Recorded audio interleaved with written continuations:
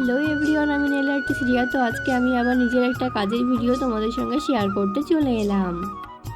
আজকে আমার ক্লায়েন্টের ডিমান্ড ছিল ইয়েলো কালার।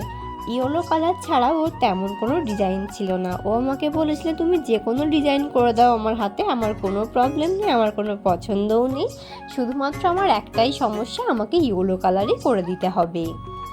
আমার এই ক্লায়েন্টটা কিন্তু একদমই ইয়েলো লাভার নয়, তবে এটা ছিল ওর ডান হাত। ও এটা দিয়ে মাংসের ঝোল ভাত, মাছের ঝোল ভাত মেখে মেখে খাবে।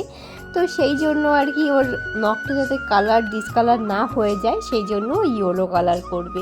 ইয়েলো কালারের ওপর খুব একটা তেল হলুদের দাগটা না বোঝা যায় না, সেই কারণেই ওর এতটা ইয়েলো কালারের ওপর ঝোঁক ছিল। তো যাই হোক, ক্লায়েন্টের ডিমান্ড আমাকে তো পূরণ করতেই হবে। ক্লায়েন্টের ডিমান্ড অনুযায়ী কিন্তু আমি নেলগুলোকে একটু ছোট ছোট করে রেখেছিলাম, আর এখানে আমি আলমন্ড শেপ দিয়েছিলাম। এটাও ক্লায়েন্টের ডিমান্ডই ছিল। যেহেতু ওর ডান হাত, এটা ওর যাতে খেতে কোনো প্রবলেম না হয়, তাই ও নখগুলোকে একটু ছোট ছোট রেখেছে। তো আমার এই ক্লায়েন্ট কিন্তু একটু খাদ্য রসিক, যা এর কথা শুনেই বোঝা যায়। যেহেতু ইয়েলো কালার করছে ভালো ভালো খাবার খাওয়ার জন্য, যাতে তেল মশলার দাগ না হয়, আবার নখগুলোকে ছোট ছোট করছে যাতে খেতে অসুবিধা না হয়, তার মানে হচ্ছে আমার এই ক্লায়েন্ট খুবই খাদ্যরসিক।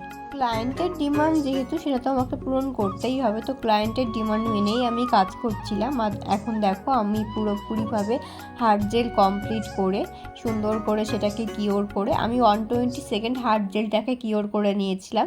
আর অ্যাসিটন দিয়ে সুন্দর করে সেটাকে মুছে, দেখো আমি সফট বাফার দিয়ে সুন্দর করে শেপগুলোকে ঠিকঠাক করে নিয়েছিলাম। আর নখগুলোকে পুরোপুরি মানে ফিনিশিংটা ঠিকঠাক করে দিয়ে নিয়েছিলাম, কারণ ওই টাইমে যদি আমি ফিনিশিংটা ঠিকঠাক না দিই, তাহলে কিন্তু নখটা কখনোই ভালো লাগবে না।